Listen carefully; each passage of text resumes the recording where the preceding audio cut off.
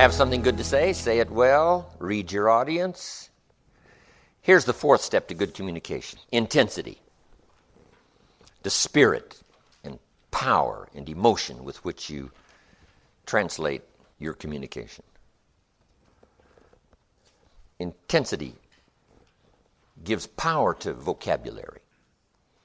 Words are just words, but here's what's powerful: words loaded with emotion. See, that's what's powerful. You say, is the word powerful? Yes, the word's powerful, but the emotion is so much more powerful. It's different reading the word bastard in the dictionary and have somebody call you one.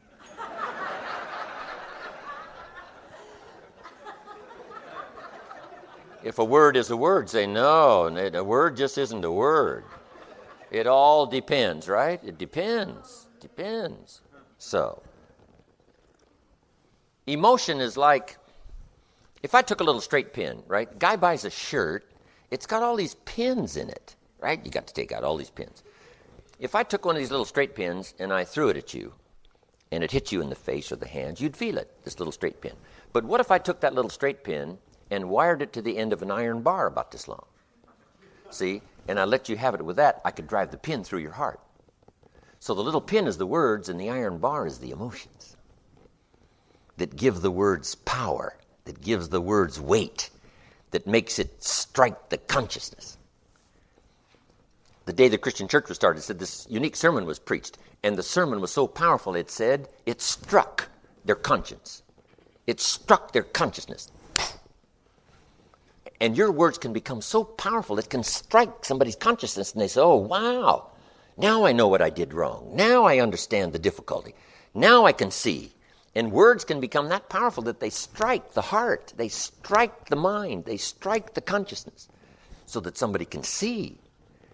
So since words are that powerful mixed with emotion, here's what's important. Next line, learn to measure your emotions. Because if you don't do that, you can do more damage than good. Words not only give life, words kill. With words, you can kill someone's incentive. You can kill someone's dignity. You can either give life or take life by the words you use. So you got to be very careful now with this emotional power. You got to use it very wisely. Well-chosen words, yes. But now we need measured emotion and well-chosen words. But words loaded with emotion, it's so powerful, but you got to measure it. Too much firepower destroys the opportunity. We say, we don't shoot a cannon at a rabbit. That's too much firepower. It's effective, but you got no more rabbit. Right? One of my colleagues years ago said, you should have been there, Jim Rohn, listen to my talk. He said, I blew them all away. I said, oh no, where are they now? You blew them all away? That's too much. You don't need to blow everybody away. We're talking now about being effective. Here's the key, enough emotion. Now, the men have to work on enough. And probably the female side has to work on a bit of restraint. The men, a bit more, enough. And the women, not too much. And we all have to measure that, whether it's in our business, whether it's in sales, or whether it's speaking to a child. Enough, but not too much. Okay. Isn't this interesting stuff? I mean, you can't believe what a little bit of course on this stuff will do in helping you to sense some things you didn't sense before, see some things you didn't see before, and pick up some signals you never picked up before by just paying attention. Now your effectiveness multiplies by 2, by 3, by 5, by 10. It's fabulous. This is fabulous stuff. Okay. Now, what is the intensity? It's the blend of all your emotions and all your experiences that have affected you. The key is to keep and store those so that they're handy and near the surface. Because here's the next key now in making a presentation, having a conversation. Number 1, identification. If you have available to you all of your experiences close at hand, now you can identify with someone. Here's what identification means: making yourself real to someone else, hopefully in the very beginning. If a man talks to a man, that's a pretty easy identification. If a man talks to a woman, a lot more difficult. If we're the same, if we're sort of the same, it's a lot easier to identify. Here's what identification means: building a bridge between you and someone else by relating some common experiences. You start with that. But now, how does an adult 40 relate to a child of 12? That's a long bridge from 40 to 12. How would you do that to get a child's attention? How would you do that to build a bridge so you could have a good conversation? Here's one of the keys. Remember when you were 12. Now, they can't remember 40, but you can remember 12. I remember almost every day of being 12. One challenge of being 12, you're not 13. Right? The teenagers are off going somewhere, so no, you can't come. You're only 12. Only 12. If I heard that once, I heard it 100 times. You're only 12. I couldn't wait to get out of 12. I seemed to be stuck in 12. If you're not a teenager. Maybe that's changed now, but I mean, back then, I'm telling you, 12 was an unbelievably tough year. Close, but not close enough. So you got to identify. I remember when I was 12. Really? Sure. Did you ever get chosen last in school? They're choosing up teams, and I'll take you, you're standing there. Leader says, I'll take you, and you're standing there. Finally, you're the only one left. The next leader says, I guess I'll have to take you. Oh, yeah. I can tell you about disappointments, right? I remember 12. So you just got to go back and see if you can't pick up the threads of your own experience so that you can now relate to somebody that's 12, a teenager. Man and woman, totally opposite. But if I've been lost and you've ever been lost, if we talked about that, I'll bet that would identify. Have you ever been lost? And she says, yeah, I remember being lost. And I said, I remember when I was lost. Now we've got something in common. We're opposites in terms of sex, but now we've got an experience that's in common that helps to build a bridge. If I've got children and you've got children, even though I'm a father and you're a mother, but at least if we have children, we have something in common. Little things you can think of that helps to build a bridge fairly quickly between you and someone so that you have a better chance now to communicate well. We call this simply identification. Next, key to good communication is learn to attack the problem but not the person. This is an art.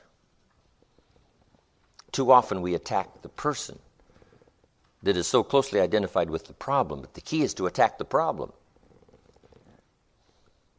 We expect the doctor not to attack the patient, but we expect the doctor to attack the disease, to attack the problem, to make the operation successful, save the patient, destroy the disease, destroy the diseased organ.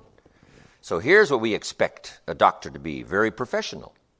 So you can't be reckless here now going after the problem when it seems like you're going after the person. You got to be like a surgeon. This is important stuff here because a lot of people really get destroyed here by not being careful like a surgeon. Matters of the heart are delicate. You can't operate on the heart with a hatchet. If you were about to go under for the heart operation and you heard the doctor say, hand me the hatchet, you'd come awake. Say, no, what do you mean? We're talking about my heart here. No, and some people go after matters of the heart with a hatchet. Right? Too severe. They're not careful enough to handle the problem, to go after the problem. But the key is to save the patient. And this is why you have to use this language even with your children. I love you, but I hate what's happening. I don't hate you. God sometimes has this difficulty. Saying, I love you, but I hate your sinful ways. Now, since me and my sinful ways are so sort of wrapped up together, I have a tendency to think, well, maybe God hates me. And God says, no, let me make it clear one more time. I don't hate you. I love you, but I hate what's happening. Your sinful ways that are carrying you away, your sinful ways that are leading you to destruction, your sinful ways that will soon have you dead. That's what I hate. Right? The sinful ways that's got their fingers around your throat, shutting off the air supply. That's what I hate. I hate the enemy, not you. I hate the enemy. And if you learn to deal with your kids that way, they'll appreciate what you hate as long as they know what you love and what you hate. And sometimes you just got to say it. You got to make it clear. I don't hate you, but I hate what's going on. I hate what I see. I hate what's happening. I don't feel good about it. I feel good about you, but not about it. See, if you make it clear, that kind of communication is so useful. It is so powerful. Now, here's one of the best ways to attack a problem, and that's to confess you've got it or that you've had it. Say, Mary, the reason I'm talking to you about this is I'm telling you I've been through it, and I made some wrong decisions, and let me tell you what it carved out of my life that I'll never get back.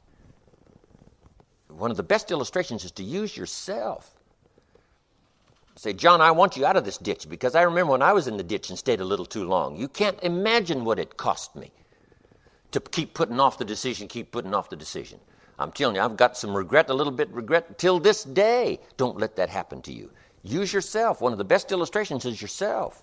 If you're getting on somebody's case, say, hey, I remember somebody got on my case and saved the day. If that person hadn't come along, got on my case, told it like it was, give it to me straight, I'm telling you, I'd have been lost, I'd have been gone, wouldn't be here to talk to you. So listen to me from my own experience. See, that kind of communication is so valuable.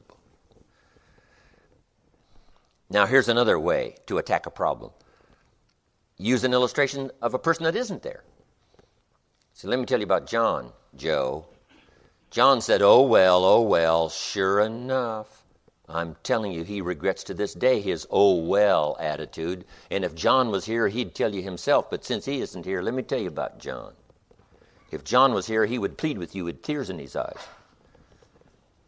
See, that third party. First, you confess your own sins, the mistakes you made, what you went through to help someone. Then you use a third party, another illustration for someone that isn't there, instead of direct. Okay. Then when there's no hope left, you can use the direct attack.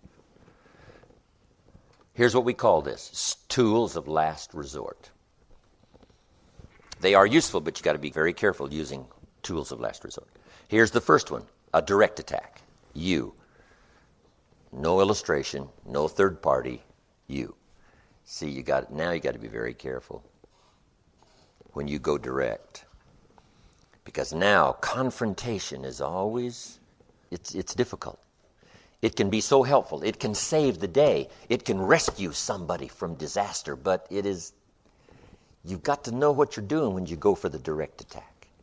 Because now you may destroy your chances forever to get back into a conversation with a person. If you destroy it this time, you got to do it. You got to do it strong, and you got to do the direct attack, but you got to do it in such a way that the door is still open in this communication effort. A direct attack. Here's another tool of last resort, scolding. You got to be very careful of scolding.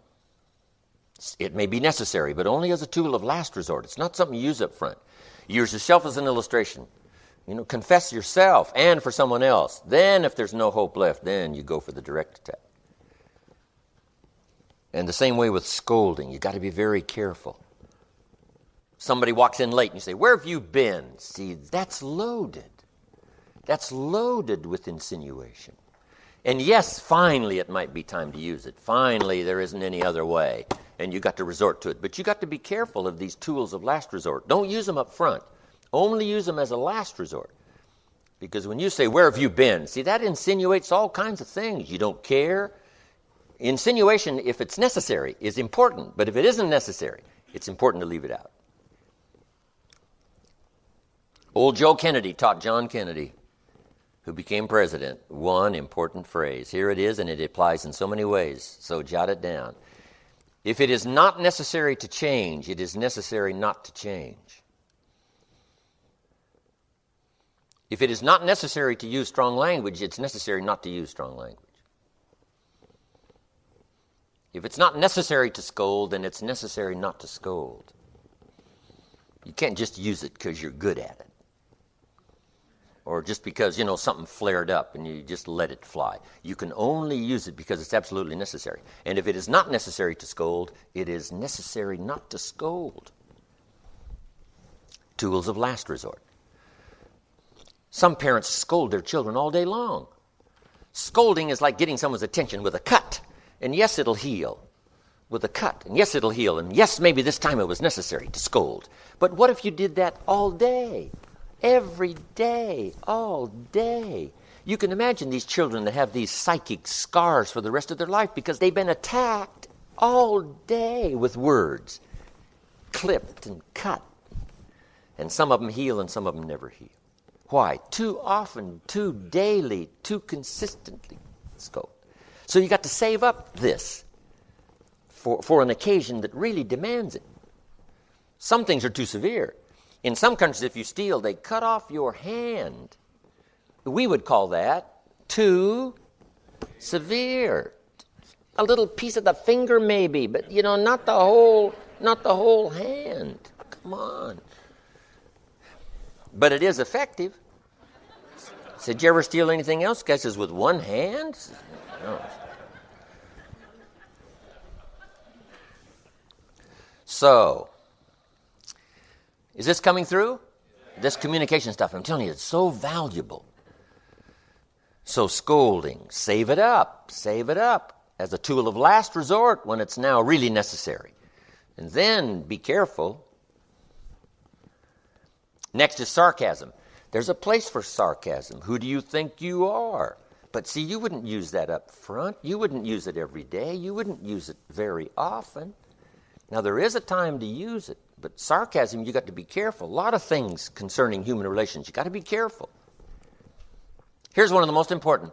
Husband and wife have to be careful. Teasing. You got to be very careful. Because with teasing, it's too easy to cross the line to where teasing becomes cruelty. Yes, it's kind of fun, but it is so easy to tip. It's so easy for teasing to tip. Even with children, you got to be careful teasing children. Children have to be careful teasing each other. Why? Because it's so easy to tip it just a little too far, and it's the beginning of cruelty. We say, well, we call it teasing. Say, no, some of it's the beginning of cruelty. Not ultimate cruelty, not devastating cruelty, but it could lead to that. So you got to be very careful. The human heart is very fragile.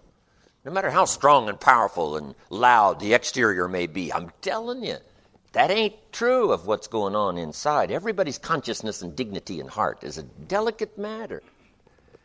And you can do so many useful things, and you can have such an unbelievable success if you just follow a few of these little guidelines, especially on tools of last resort. Save it up. It's like profanity. The key is to save it up. If a guy swears and cusses all day, say, oh, don't mind John, he's just a cusser, right? I mean, we have to put up with his mouth all the time. But see, that's ineffective. But somebody that doesn't use profanity, I'm telling you, the day they do, the world stops. Bill doesn't usually talk like that. I mean, something must be going on. So you save it. You save it. Then when you use it, it's so effective. But not every day. A mother screams every day. Finally, the kids just get used to it. Other kids come over to visit, and they say, don't mind Mama, she's just a screamer. She just screams all day long. But see, one day it might be fatal. The little 3-year-old is headed for the street, and the truck is coming. Mama screams. Doesn't mean anything. Because she's been screaming every day, all day. See, if she would have saved up her screams when the 3-year-old is headed for the street and she screams, the world stops. Everybody's blood turns to ice water. Wow. Mama doesn't scream that often. But when she does, it means something. What's the old story? Cry wolf, right? Too often. Just save it. Okay. So, with care, you can help so many people if you do it with care. Careful communication. Powerful, yes, but careful, yes. I don't mind a minister consigning my soul to hell fire for my sinful ways. I don't mind that, as long as he does it with tears and not with joy. If you're going to preach a message on hellfire, you got to sob and cry all your way through. You can't preach a dry-eyed sermon on sending people to hell. We would all dismiss it as an ego performance, a dry-eyed sermon on hellfire. You got to sob, your heart's got to break, and the tears have to flow if you're going to preach hellfire. Otherwise, it's an ego performance. We would all dismiss it. Ineffective. Some conversations you have with your children, the tears have to flow. Otherwise, the conversation doesn't make sense if your heart doesn't break and the tears don't flow. So a dry-eyed conversation with a child, in some matters, it doesn't make sense. So see if you can't stir that emotion when you get ready for one of those that's absolutely necessary, when the tears have to flow and the heart has to break. Key. Next, on communication. The power of persuasion. Let's talk about that. We can present, but here's what the ultimate goal is in communication, is to persuade, not just to present. Two great orators of antiquity. One was Demosthenes, the other one was Cicero. When Cicero spoke, everybody said, "What a great speech." When Demosthenes spoke, everybody said, "Let us march." One was a presenter and the other was a persuader. So what's the difference in presentation and persuasion? Let me give you just a few tips. Here's number one: become a good storyteller. One of the great ways to persuade is to illustrate with a story. Young Schuler gave his sermon, used a fantastic story. He was, I guess, preaching for his father, Dr. Schuler, who was off, I think, on vacation. So young Schuler's given a sermon, one of the classic sermons. Let me give you the 3 points. 3 points. This is one of the classic sermons I ever heard of all time. Point number one: if you think it's impossible, it isn't. Good point. Point number two: if you think you know everything, you don't. Good. Number three: if you think you're alone, you're not. And his illustration for if you think it's impossible, it isn't. He said Rich DeVos needed a heart transplant, the founder of Amway. Otherwise, he's not going to make it. To shorten the story, Rich DeVos gets his heart transplant. He's now got a new heart. But here's the stunning part of the story. After his heart transplant, and not long ago, he has lunch with the lady who gave him her heart. Rest that on your mind. You say what? Impossible. You can't have lunch with the person who gives you their heart. Well, maybe not 20 years ago or 30 years ago, but today, this lady needed a liver transplant. I think it was liver transplant. And sometimes when they transplant the liver, it's best for the heart and the liver to go together. So someone dies, donates their organs, and this lady gets the transplant of the liver and the heart. Now her heart is left over. And so this heart, left over, goes to Rich DeVos. That's how he was able to have lunch with the woman who gives him her heart. Isn't that a great story? So, fabulous. So here's what I'm asking you to be. Just underline it. Be a good storyteller. Pick up all the stories. Herbalife Corporation, I do a lot of things for them around the world. They got the story of this lady, a Spanish lady down in Miami who started the business with $1 17 years ago. Now she's a millionaire, does business in many countries, lives in a beautiful home, drives a big white Jaguar. And when she started with $1, she was a single mother with 2 children, ill, in the hospital, no job. Now, when she tells her story, guess how she finishes it? If I can do it, but surely you could do it. $1, that's all I had. So she couldn't buy and sell. She had to sell and buy. If you just learn the stories, whether it's a story for a child, you got to have kid stories. You're talking to teenagers, you got to have some teenage stories. Don't be lazy now in gathering these stories because they're so valuable in illustrating a point. I use the story, the Girl Scout story. I mean, a lot of you, right, have heard my Girl Scout story. Unbelievable. This is before I met Mr. Shoaff, turned my life around. I hear a knock on my door. I go to the door, there's this little Girl Scout selling cookies.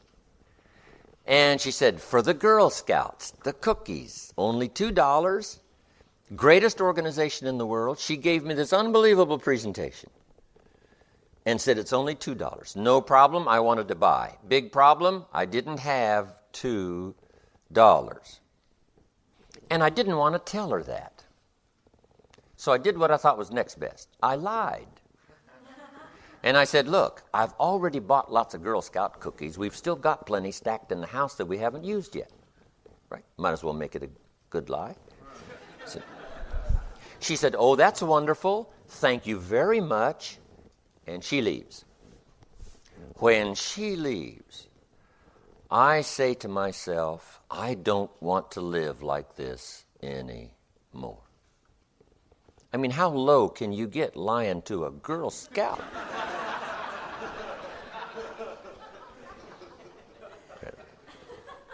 And shortly after that, I met my mentor who turned my life around. And maybe it took me, right, finally reaching that low point in my life, lying to the Girl Scout. And I said, never again. So I promised myself I would always carry lots of money. If there's any Girl Scouts here, I am prepared. I got the cash. After that, I'm walking out of the bank one day in Saratoga, where I lived in Saratoga. I walk out of the bank one day, two little girls selling candy right outside the bank, right? Good place. I come walking out of the bank. Little girl says, Mister, would you like to buy some candy for the worthy cause? I said, what kind is it? She said, it's almond roca. I said, my gosh, that's my favorite. She said, oh, wonderful. And I looked at her and I said, how many boxes of that candy have you got? And she said, I've got 5. I think it was. And the other little girl, she was selling candy too. I said, how many boxes have you got? She said, well, I got 4. I said, that's 9. I'll take them all. They said, really? I said, sure, I've got some friends, right? And I'll pass them around. I give them the money. I got the candy. And the first little girl looks up at me and she says, Mister, you are really something. How about that? From that experience before, when I didn't have the $2, now how things have changed in my life. So, stories. Have you underlined that now? Stories, personal stories. You know, search around in your own life and say, here's a story I haven't told for a long time, or here's a story that, you know, I never could tell because when it happened, it was too fresh and too severe, but now I think I can tell that story.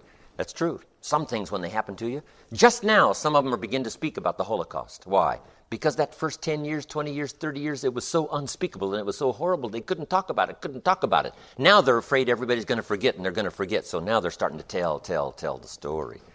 So dig around in your life and see if there aren't some personal stories, and then some testimonials that you've heard. Like the Lydia testimonial, like starting with $1, now a millionaire. There's thousands of those stories probably all around you. Don't be lazy in gathering up these stories so that when you're talking to a child, you got the stories. You talk to a teenager, you got the stories. When you talk to a woman, you got the stories. When you talk to a homemaker, you got the stories. No matter who you're talking to, you got stories. You got ways and means to illustrate your point. That's number 1, be a good storyteller. Here's number 2, accurate facts. If you're going to communicate, speak the truth. There's nothing more powerful than the truth. It sets everything free. It sets you free to give a strong testimonial, the truth. Especially in business, here's what you don't need, exaggeration. But it's unimportant, exaggeration. You say, well, I got to pad the numbers so it'll seem right. I say, no. Something will give you away in your voice. Somebody also pick up those signals and say, those numbers don't sound right. It's better to speak the truth. Better understated than overstated. I've got this book called Seasons of Life. Someone says, that's not the best picture of you in there. I said, that's right, so that when I show up, I'll look better than the picture. Some people use these glamour shots, right? And then when they show up, they look a little rough around the edges, right?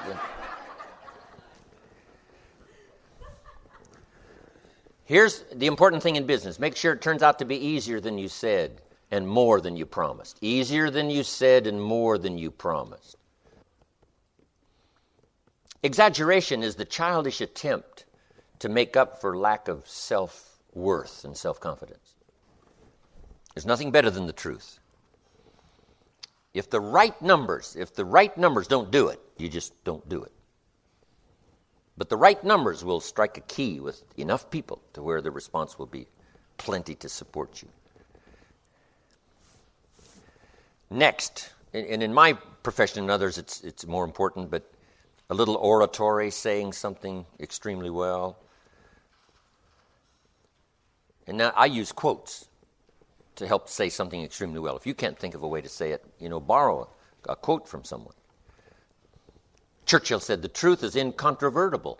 Malice may attack it, and ignorance may deride it, but in the end, there it is. See, that's well said. Just borrow that, because you could stay up all night and not think of that. Right? No matter how hard you tried. So you just borrow a little Churchill. Why not borrow it? It is so well said. I borrow the lyrics from a song, right? Barbra Streisand sings, "It used to be so natural to talk about forever, but used to be's don't count anymore. They just lay on the floor till we sweep them away. You don't sing me love songs. You don't say you need me. You don't bring me flowers anymore." See, if you can't say it better than the lyrics, then borrow the lyrics. Use the lyrics.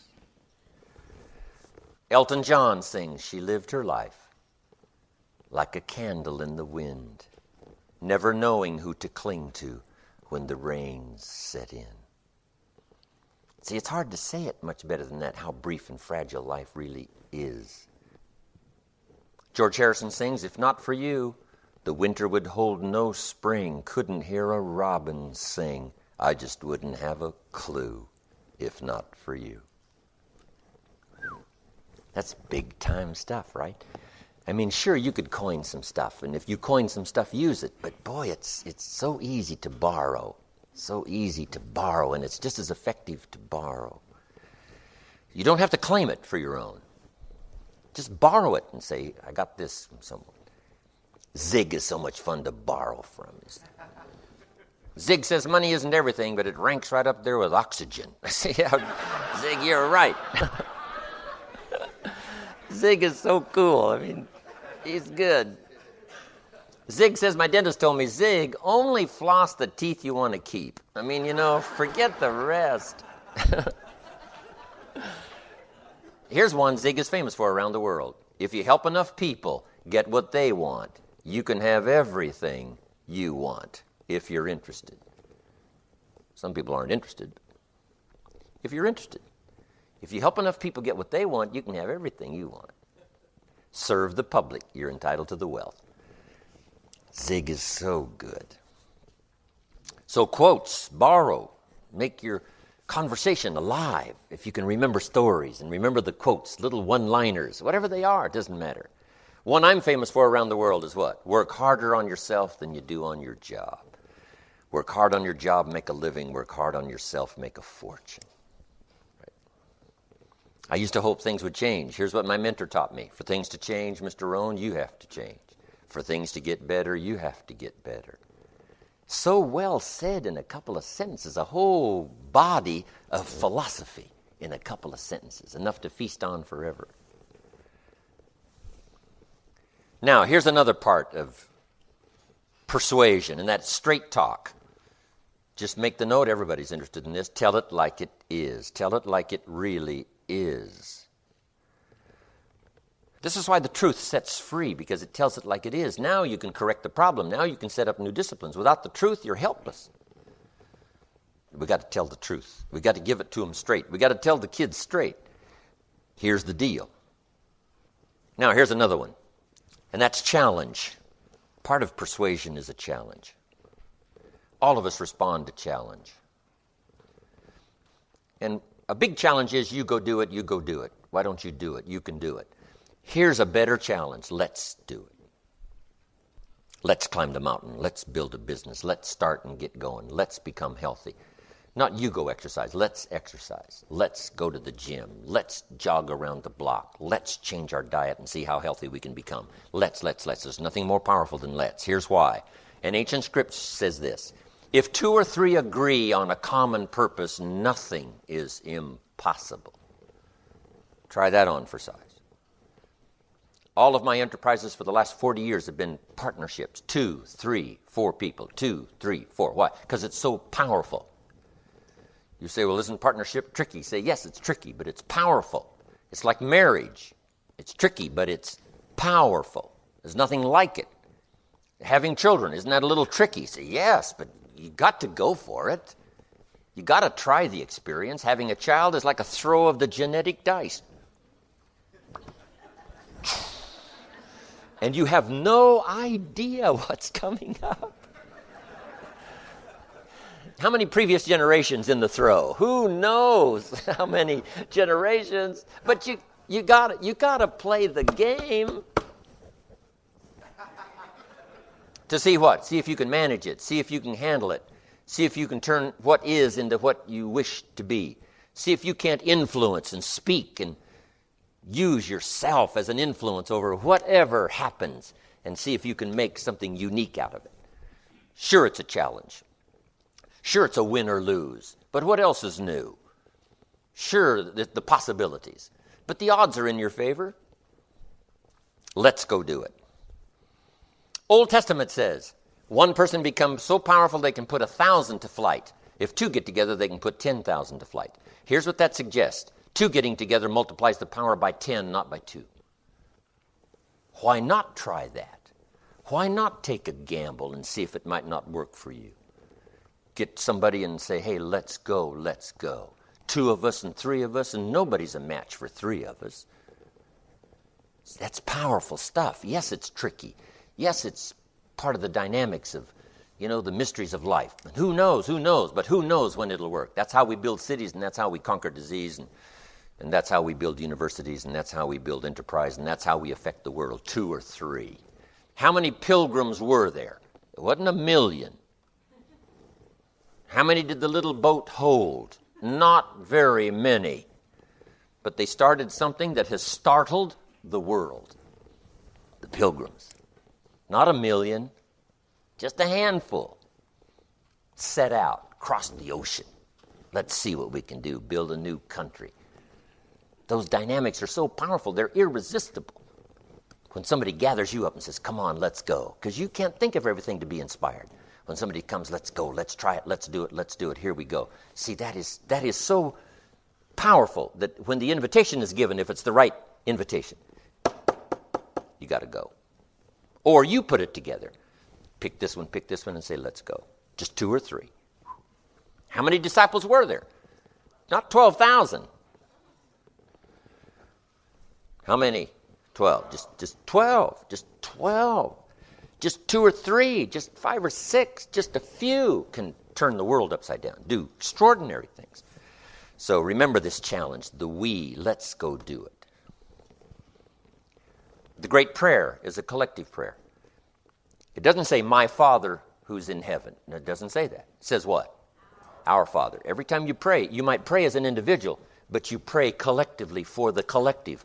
Our Father, our family's Father, our community's Father, our country's Father. Pray individually, yes, but pray the our, because it's all of us that's powerful. Each of us need all of us. All of us need each of us. Who's a match for all of us? Nobody. Who's a match for one of us? Everybody. But all of us? Give me my daily bread. No. Yes, you pray it individually, but it's inclusive. Give us. Lead us around temptation. Deliver us. Individually prayed, but collectively thought about. Deliver us, the family. Deliver us, the community. Deliver us, the organization. Here's the last part on communication, especially in the art of persuasion, and that's a passionate belief in something. And your passionate belief in something doesn't have to be something you talk about all the time. For some, it's religion. It's a unique experience. It's spiritual. For some, it is an objective. It is a vocation. But the greatest passion to start with is to be extremely successful and affect as many people as you can. That's the quickest and easiest passion to uncover. And you don't have to wait till you find your passion. Just be passionate about being healthy. Be passionate about being influential. Be passionate about being extremely successful. Sinatra said, the greatest revenge is massive success. Be passionate about winning. You know, the game of financial independence, power, parenting, the best. Success is that early passion. To succeed in making progress, to succeed in getting healthy, to succeed in learning skills, to succeed in in being better this year than you were last year, to succeed in expanding your horizons, to succeed. That's the early passion. Now, if you find something in particular, like being a sculptor, learning sculpturing or painting or whatever, and then that becomes, a passionate affair with you, that's fine. But the early passion can be just very simple ABC stuff, overcoming fears that you've had, being a more confident person, right? Self-esteem at the highest possible level, that kind of passion. To be an articulate person, to be able to persuade, to be able to share my story, to be able to affect other people in a positive way, my community. That's the passion, to take whatever you've got and turn it into a successful, prospering, flourishing, exciting, financial, social, personal, spiritual life, right? That's the passion. To be all that you can possibly be. That was Mr. Shoaff's philosophy. I said, how much should I earn? He said, as much as you can. How far should I go? As far as you can. How many books should I read? As many as you can. How much should I share? As much as you can. How many things should I try to go see? As many things as you possibly can. Stretch as far as you can, go as far as you can. Earn as much as you can, do as much as you can. Become as successful as you possibly can. Be the best parent you possibly can be. That was enough passion for me. In fact, it had so many unique categories that it's kept me busy all these years. Just trying to stretch to that degree. A passionate belief, a passionate persuasion about life. For some people, it is a spiritual experience, and they don't necessarily talk about it all the time, but they use it as fuel for the fire. It makes them unusual. It gives them charisma. It gives them an unusual presence. Not something they speak about all the time, but something that happens to them all the time. If you've ever been rescued, somebody saved your life, I'm sure that would be an experience that would linger and fuel the fire for how long? Probably forever. Someone saved your life. You just use that experience. You don't necessarily talk about it all the time. You just use it. I got a second chance at life. It could have been over for me. I got this second chance. Now that I got this second chance, I'm going to make it everything I can possibly make it. And those fires burn, right? You use it. You use it. And whether it's religion or whether it's spiritual or whether it's personal or whether it's social, whatever it is, just use that to become a great persuader. The greatest, in my opinion, of the apostles was the great persuader. He found himself in a prison one day, the king's prison, Agrippa. And Agrippa said, I've heard about this unusual man that's head of the Christian movement. Bring him to me. And they said, yes, he's in your jail. And Agrippa said, I got to meet the man. So they hauled him out of jail, out of the prison, and brought him to Agrippa. And Agrippa said, Paul, I've heard about you. What is this Christian thing? Unfortunately, you find yourself in my jail, but what's going on here? It's growing like a prairie fire. What's the deal? Well, he shouldn't have asked. Right fresh out of the prison, the apostle said, let me tell you my story, King. He said, I used to hate the Christians, killed everyone I could get my hands on. In fact, I had letters from your own government to kill every Christian I could find. And he said, one day I had some of these fresh letters in my hand, and I'm on my way to Damascus to kill more Christians. Agrippa said, wow. But he said, on this trip, this great light shined out of heaven, knocked me off my horse, ground my face in the dirt, and blinded me for 3 days. Good Lord, just wanting to get his attention. And he said, from this unique experience, I became a Christian. Now they call me Paul. I was formerly known as Saul, the persecutor of the Christians. Now I'm Paul, the leader of the Christians. And he wove this whole story, and he made it so magical, and he made it so powerful, right? Right out from the prison to the presence of the king. When he finished this incredible classic presentation, you got to read it sometime because it's a classic. When he finished it, here's what the king said. He did send him back to prison, but here's what he said. You've almost persuaded me to be a Christian, the king. You can get so good at this, you can almost get the king. But that was that passion that he had. And here's what he said in the closing of his speech. O king, I wish you had what I got, except for these chains. I don't wish the chains on you, but the change, not the chains. So, classic presentation, fueled with the fire of a passionate belief. But it doesn't have to be religion now. It can be any experience or a collection of experiences that furnishes for you the fuel, that puts that sparkle in your eye every day, that gives you this zest and appetite for life to where you can't wait to get up in the morning and you're reluctant to close your eyes at night. Wow, that kind of fire. It's very powerful. Find it. Put it together. This is the end of this disc. The program continues on the next CD.